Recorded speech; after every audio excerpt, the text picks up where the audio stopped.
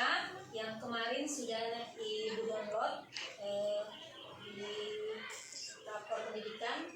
Nah, coba teman-teman lihat semua rapor pendidikan kita.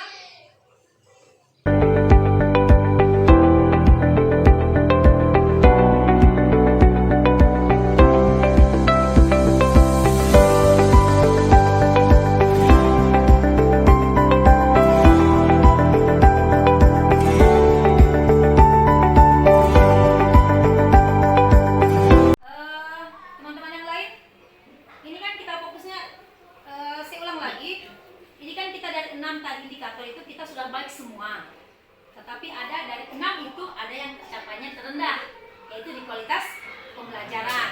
Nah, tadi kita sudah lihat sama-sama gimana kualitas pembelajaran, yang mana yang kita mau tahu di mananya itu kita punya kualitas. Di sini coba teman-teman lihat, ini kan sudah ada akar masalah. Itu diantara yang pertama itu direfleksi dan perbaikan pembelajaran oleh guru. Apa saja masuk di situ? Ini indikator lainnya yang ini selain yang ini belajar tentang pembelajaran dan penerapan praktek inovatif. Jadi memang di sini saya yakin pasti kita memang akan kurang di sini. Kenapa? Jadi mungkin bisa kita identifikasi bersama-sama. Mungkin bisa teman-teman catat identifikasi kita sama-sama. Yang pertama, karena kita sebagai tenaga pendidik belum bisa, mungkin ada beberapa dari teman-teman belum menerapkan pembelajaran inovatif. Itu yang itu mungkin pembelajaran inovatif dan interaktif, mungkinnya seperti itu. Disebabkan kenapa? Nah, pertama indikatornya yang pertama mungkin ada beberapa teman yang belum bisa menggunakan pembelajaran berbasis digital. Kemudian yang kedua, memang sarana untuk satuan pendidikan, sarana dan prasarananya memang terbatas. Kita cuma punya satu yang fokus. Sementara teman-teman yang bisa ini ada beberapa orang itu terbatas. Jadi memang hanya satu yang bisa kita gunakan, karena kita kembali ke bicara dana kan, karena kita memang karena sedikit kita tidak bisa untuk mengadakan setiap tahun. Kemudian mungkin indikator yang lainnya mungkin kita tidak punya media pembelajaran yang inovatif kan. Nah, itu mungkin masih kurang ini inovatif. Nah, itu yang kita punya masalah sebenarnya memang. Tetapi kalau untuk pembelajaran inovatif mungkin teman-teman mulai sekarang bisa untuk lebih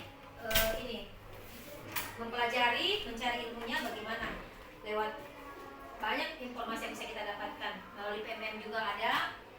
Kemudian keterampilan guru juga mengenai pembelajaran inovatif. Iya, kita tingkatkan. Konsepnya seperti itu harus memang perlu. Nah, tetapi kita tidak perlu berkecil hati karena ini memang sudah baik. Hanya kita perlu tingkatkan lagi, dan kita perlu berbangga karena di literasi dan numerasi kita itu, yang di situ biasanya inti yang paling intinya itu rata-rata sekolahan itu rendah. Tapi kita alhamdulillah 100%, 100% naiknya. Bukan ada yang kasih soal. Siapa? Bu Mas nih. Tepuk tangan dulu untuk buka adik Mas semuanya. Jempol luar biasa. Semuanya. Saya sebagai kepala sekolah yang baru di sini, saya betul-betul sangat berbangga sekali. Kemarin itu kita disuruh lihat sama-sama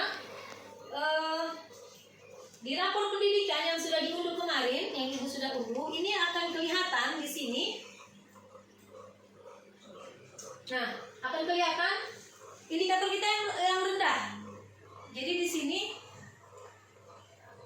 ada di sini yang merah. Enggak, ini kurang. Pelajaran dana bos Sipla kurang. Ini mungkin kemarin tidak ada yang dibelajarkan lewat Sipla. Tapi ini bukan urusan ini urusan satuan pendidikan ini. Ini turun 100%. Berarti tahun lalu kemarin tidak ada yang belanja di Sipla. Yang tahun lalu yang kemarin kan diisi langsung oleh Pak Sudeli. Iya, tidak ada belanja di Sipla berarti. Makanya dia turun nih 100% ini. Kemudian kita lihat lagi, kita lihat di prioritas rekomendasi. Nah, di sini sudah muncul apa sebenarnya yang akan menjadi rekomendasi kita yang di kualitas pembelajaran tadi kan?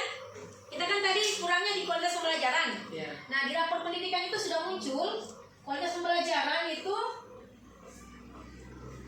capaiannya baik, tetapi refleksinya di akar masalahnya itu ada metode pembelajaran.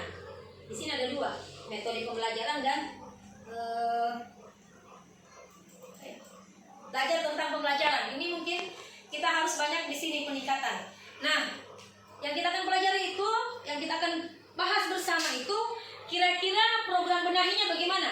Jadi ada masalah, ada akar masalah, kemudian ada program benahi. Pakai apa kita akan benahi itu semua? Yang tadi yang kurang itu. Nah, di sini di rapor sudah ada inspirasi kegiatan benahi yang harus kita lakukan. Yang pertama itu peningkatan kompetensi GTK dan kebijakan yang melihat rapor pendidikan. Nah, kemudian ada beberapa pertanyaan yang harus saya berikan kepada teman-teman. Ini rapor pendidikannya. Mungkin teman-teman bisa kita menjawab bersama. Bisa saya bagikan kertasnya. Nah, kita identifikasi. Jadi kondisi atau fakta tadi yang kan kita tadi di konteks pembelajaran, kita kurang metode. Nah, kira-kira pada kondisi kita identifikasi fakta apa saja yang ibu dan bapak temukan di satuan pendidikan terkait capaian itu.